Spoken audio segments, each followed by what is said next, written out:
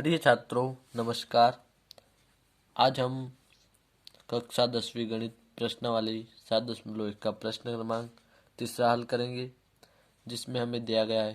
निर्धारित कीजिए कि क्या बिंदु 1, 5, -2, 3, और -2 और -11 संरेखीय है या नहीं। हमें बताना है ये जो तीन बिंदु दिए गए 1, 5, 2, 3 और -2 और -11 जो ये संरेखीय है या नहीं। तो सबसे पहले हम ये जान लेते हैं कि संरेखीय किसे कहते हैं। तो संरेखीय बिंदु हम उसे कहते हैं जो एक ही रेखा में स्थित होते हैं। तो यहाँ पर हम यह हमारी एक जो है रेखा है, यहाँ पर यह एक बिंदु है जिसे हम ए नाम देते थे। यह हमारा बिंदु ए है और फिर यहाँ पर हम इसको एक और बिंदु बनाते हैं, इसे बी नाम देते हैं। फिर यहाँ पर हमारा बिंदु सी रहेगा। तो ये तीनों जो है एक ही रेखा में स्थित है, तो इसे हम संरेखीय रेखा कह सकते हैं। अगर हमारा बिंदु जो है एक रेखा में स्थित न होकर अलग अलग रेखा में, जैसे कि इस प्रकार ये वाली हमारी एक रेखा है और इस पर दो बिंदु हमारे अंकित है, तो दो बिंदु इसमें एक रेखा पर है और एक अलग से है। ये वाली रेखा अलग है, यहाँ से हम देख सकते हैं। फिर ये वाला बिंदु इस रेखा में नहीं है, तो ये हमारा असंरेखीय है, यह जो है संरेखीय नहीं है। और जो एक ही रेखा में स्थित होते हैं तीनों बिंदु, तो वह हमारा संरेखीय रहेगा। तो यहाँ पर हमारा संरेखीय ये वाला, इसे हम संरेखीय कहेंगे।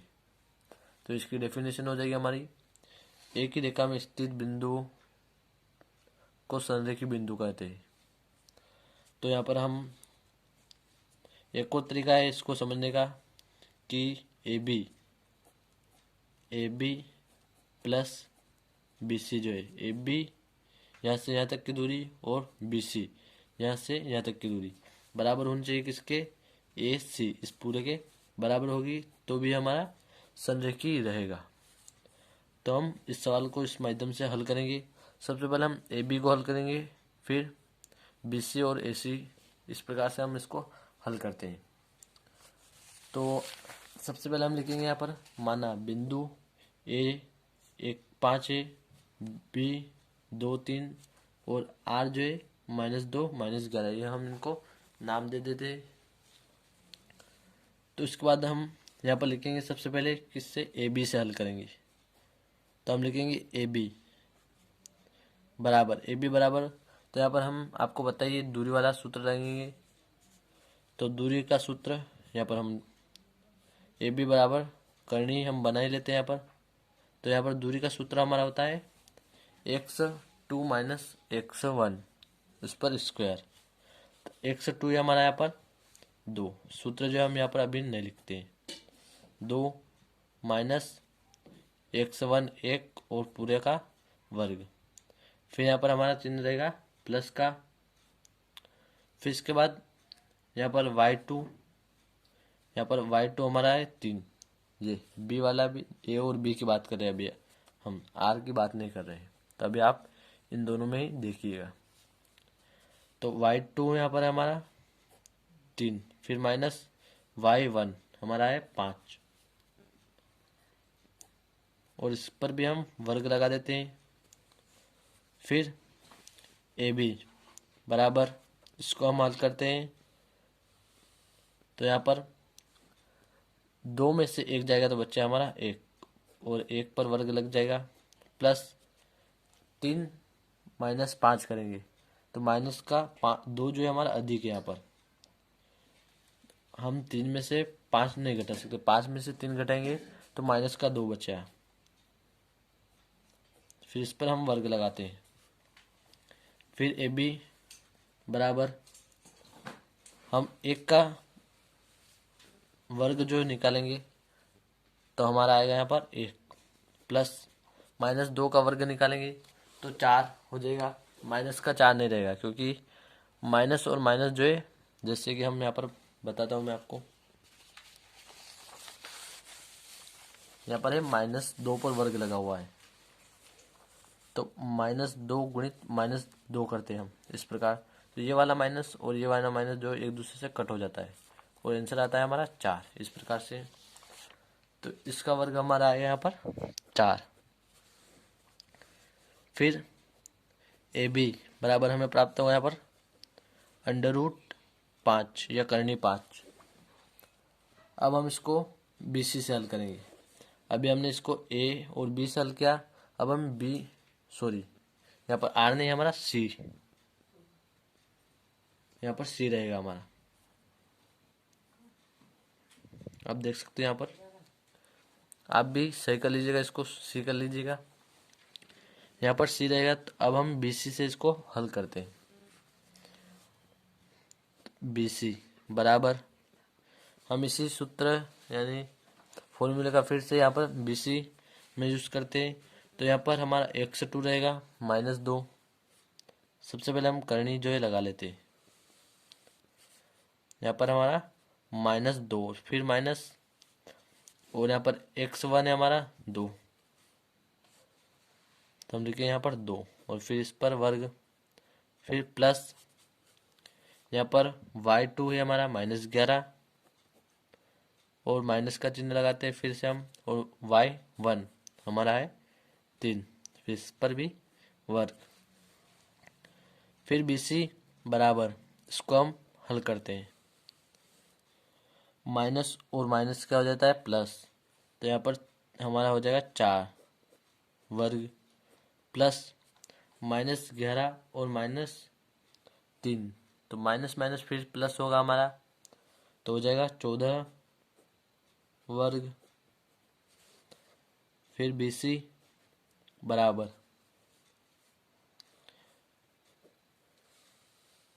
4 का वर्ग हमारा होगा यहाँ पर 16 प्लस 14 का वर्ग होगा हमारा 196।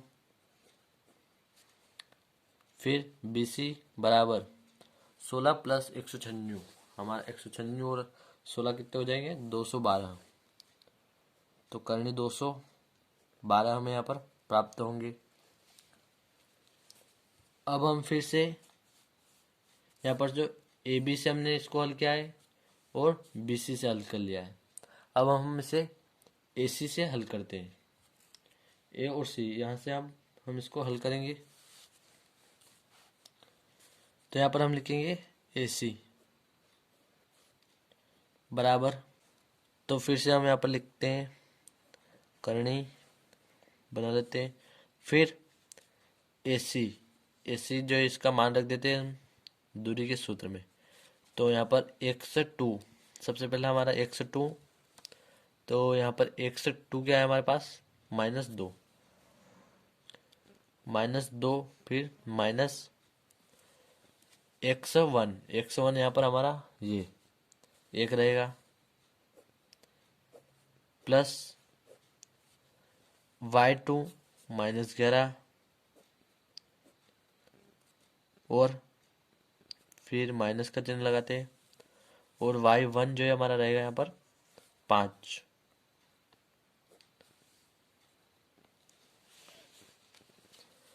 तो अब हम इसको आगे हल करते हैं। AC बराबर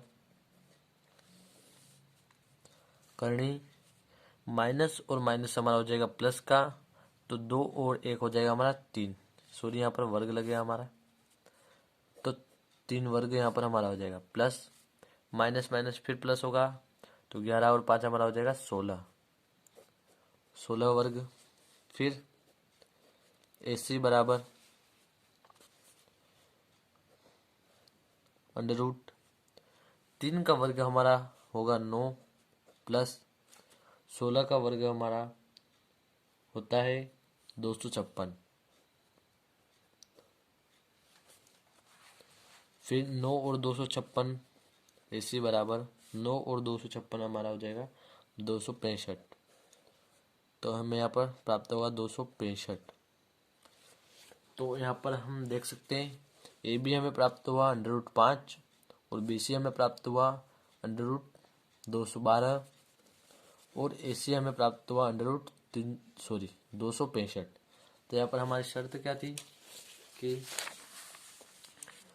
AB प्लस BC बराबर होना चाहिए AC के, यानी AB फिर BC ये दोनों प्लस इन दोनों को जोड़ने पर हमारा AC आना चाहिए। तो यहाँ पर हम लिखेंगे AB प्लस BC बराबर AC जो है आना चाहिए हमारा। तो AB हमारा है √5 प्लस BC है √212 बराबर AC हमारे पास है √265। तो ये जो है इसके बराबर नहीं है। हम अगर 212 √212 और √5 को जोड़ते हैं तो हमारा यहाँ पर 217 ही होगा, √217, और यहाँ पर जो है हमारा 265 है। तो यह AB प्लस BC बराबर AC जो है नहीं है, AC के बराबर नहीं है। तो यह हमारा क्या रहेगा, असंरेखीय। तो हमें प्रश्न में बताना था कि ये बिंदु जो है हमारे संरेखीय है या नहीं है। तो यहाँ पर लिखेंगे हम, अतः तीनों बिंदु असंरेखीय या संरेखीय नहीं है। अतः तीनों बिंदु संरेखीय नहीं है। तो आशा करता हूँ दोस्तों सवाल समझ में आ ही गया होगा। धन्यवाद।